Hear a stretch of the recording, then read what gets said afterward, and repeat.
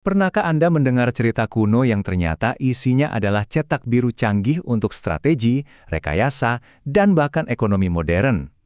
Nah, hari ini kita akan membongkar habis kisah tembok Zulkarnain. Bagaimana caranya seorang raja dari zaman dulu bisa membangun tembok dari logam yang katanya tidak bisa dihancurkan di antara dua gunung?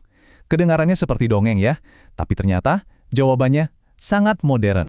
Jadi ini bukan soal sihir atau keajaiban, ini murni soal engineering. Poin pentingnya adalah, di balik legenda ini ada cetak biru kepemimpinan yang super cerdas dan berbasis data. Oke, mari kita mulai.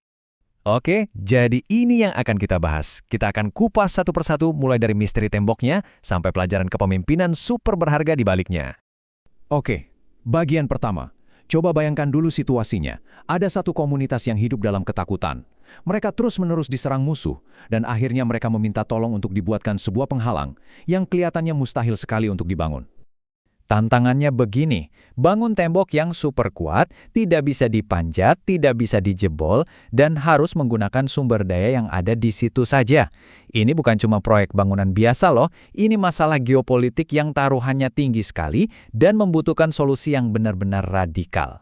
Nah, sebelum kita membahas temboknya, kita harus kenal dulu dengan pemimpinnya, Zulkarnain. Kenapa? Karena strateginya itu tidak satu untuk semua, beda tempat, beda cara.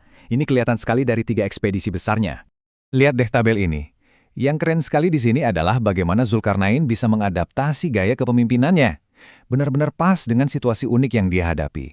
Ke barat, dia membangun hukum. Ke timur, dia tidak ikut campur. Tapi di tengah, di mana ada ancaman, dia membangun infrastruktur. Dia tidak memukul rata semua masalah dengan satu solusi. Dia itu ahli strategi sejati yang mendiagnosis dulu masalahnya sebelum memberi resep. Dan cara berpikir inilah yang menuntunnya ke langkah jenius berikutnya. Oke, jadi saat orang-orang meminta dibuatkan tembok, apa perintah pertama Zulkarnain? Dia meminta dicarikan besi dan tembaga. Tunggu dulu, ini bukan menebak-nebak loh, ada alasannya. Jadi, dia itu seperti ahli geologi modern. Pertama, dia survei lokasi dulu. Dia lihat-lihat area di antara dua gunung itu, terus dia observasi. Dia lihat ada tanda-tanda deposit mineral, mungkin bebatuan yang kemerahan untuk biji besi, atau jalur kehijauan untuk tembaga. Makanya, perintahnya untuk mencari besi dan tembaga itu berdasarkan data, berdasarkan apa yang dia tahu ada di sana. Dan ini dia, pelajaran tersembunyi untuk masyarakat di sana. Ini jenius sekali secara psikologis. Dia mengubah mindset mereka dari yang tadinya merasa serba kekurangan menjadi serba berkecukupan. Dia menunjukkan kalau mereka itu sebenarnya sedang duduk di atas harta karun. Dia tidak membawa material dari luar, tapi justru memberdayakan mereka dengan apa yang sudah mereka punya. Lanjut ya. Nah, masyarakat di sana kan menawarkan bayaran kepada Zulkarnain untuk membangun tembok itu. Logis kan? Tapi tawaran balasan dari Zulkarnain, wah, itu jauh lebih berharga daripada sekedar uang. Jadi lihat perbedaannya. Masyarakat menawarkan model transaksional. Mereka jadi klien, Zulkarnain jadi kontraktornya. Tapi Zulkarnain menawarkan model partisipatif. Masyarakat jadi partner. Dia menolak dibayar, tapi meminta mereka bantu dengan tenaga dan sumber daya mereka. Ini mengubah mereka dari yang tadinya pasif menjadi punya rasa memiliki dan diberdayakan. Dan ini menciptakan yang namanya efek berganda atau multiplier effect. Proyek infrastruktur raksasa ini langsung memicu ekonomi lokal yang baru. Coba deh bayangkan, tiba-tiba ada pekerjaan untuk penambang, penembang kayu, pandai besi, pengangkut, seluruh ekonomi wilayah itu langsung hidup. Tapi, dampak ekonomi yang paling besar itu bukan cuma soal lapangan kerja, tapi soal transfer teknologi. Zulkarnain tidak cuma meninggalkan tembok, dia meninggalkan mereka keahlian metalurgi dan rekayasa. Ini upgrade permanen untuk modal sumber daya manusia mereka. Oke, sekarang kita masuk ke bagian teknisnya, yang seru sekali. Kenapa harus besi dan tembaga? Kenapa tidak menumpuk batu saja, seperti tembok besar Cina misalnya?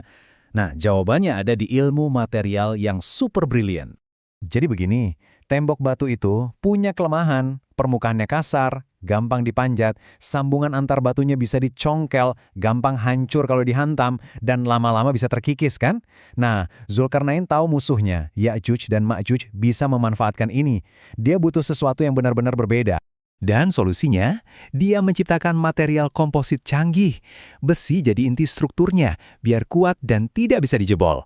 Terus, tembaga cair dituangkan untuk mengisi setiap celah dan melapisi besinya jadi anti karat dan tahan cuaca. Hasilnya, permukaan logam yang super licin, tidak mungkin bisa dipanjat. Dan karena semua balok besinya menyatu, jadinya satu blok monolit tanpa titik lemah. Kuncinya ada di termodinamika. Besi yang titik lelehnya 1538 derajat Celcius dipanaskan sampai merah membara. Terus, tembaga cair yang titik lelehnya lebih rendah 1085 derajat dituangkan di atasnya. Teknik ini mirip seperti proses brazing di zaman modern, secara kimiawi menyatukan kedua logam itu, menciptakan sebuah struktur yang teknologinya jauh di depan zamannya. Jadi jelas kan sekarang, tembok itu bukan sekedar tembok. Itu adalah wujud fisik dari sebuah filosofi kepemimpinan yang lengkap sekali, holistik. Jadi, kalau kita rangkum, inilah cetak biru kepemimpinan Zulkarnain.